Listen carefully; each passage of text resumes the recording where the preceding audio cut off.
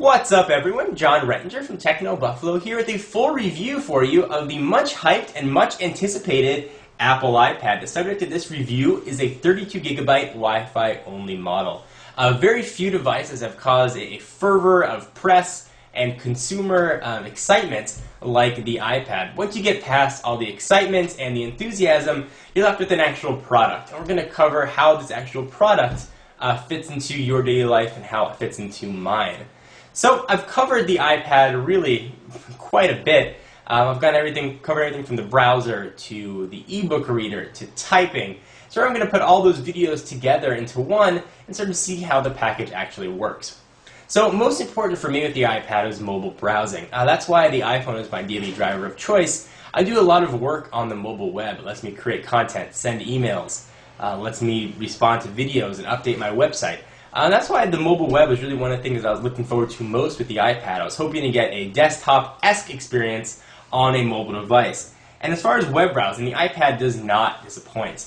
I've used many netbooks. I've tried the HP Mini 311, the Lenovo S10, 1, 2, and 3, including the tablet, and I've tried the Dell Mini 10, Mini 9. So I've got sort of a wide spectrum to pull from, and this is hands down the best browsing experience that I've had on a mobile device. Scrolling is smooth, pinching and zooming works great. The accelerometer is quick and responds well. The inline video that is of course HTML5 capable plays right in the browser. Certainly no flash, something we'll talk about in a little bit. But from a browser standpoint, it is fantastic. And the extra screen real estate gives you features that you're not going to get on the other iDevices, being the iPhone or the iPod Touch.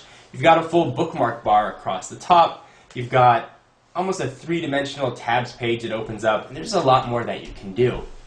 Now, one of the big knocks on the device is that it's nothing more than a big iPod Touch. Why do I need it? Why do I need it? I've heard that from many people. And the fact that it may look like a big iPod Touch or a big iPhone, because it certainly does, you put them side by side, may not be a bad thing. The extra screen real estate lends itself to a lot of new additional features. For example, Mail is one of the places where you see a lot of these new features. You get a preview and text pane that you don't have on the other iDevice that you scroll through. When you rotate it, you get even more options. And that sort of theme falls through all of the native applications on the device. The extra screen real estate lets you do just so much more. So as I mentioned, I do a lot of work on the mobile web and I do a lot of work on the device. So text entry is a big thing to me. I've been a fan of the virtual keyboards in the past on the Nexus 1, on the iPhone, and I was a bit skeptical of how I was going to feel about a larger virtual keyboard that I couldn't necessarily thumb type on, or at least I thought that I couldn't. So I did a video covering the keyboard, but I want to sort of recap that because I think text entry is a really important feature of the device and one of the things that people may be worried about. So you get two keyboard options here. You've got a portrait keyboard, which you can touch type quite well, and much to my surprise, I've got a little bit larger hands.